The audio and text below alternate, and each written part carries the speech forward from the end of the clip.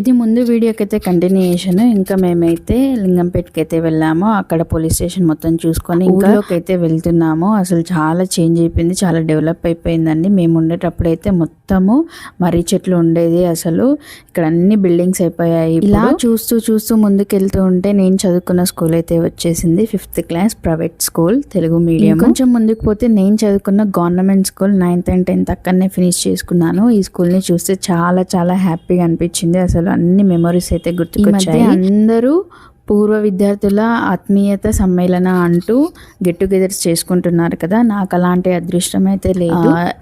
అంటే నేను పుట్టి పెరిగి చదువుకున్న ఊరు అంటూ అసలు ఏదీ లేదు. ఎవ్రీ 5 yearsకి ఒకసారి మా డాడీ ట్రాన్స్ఫర్ అవుతూనే ఉంటాడు, మమ్మల్ని అక్కడికి ఇక్కడికి తిప్పుతూనే ఉంటాడు.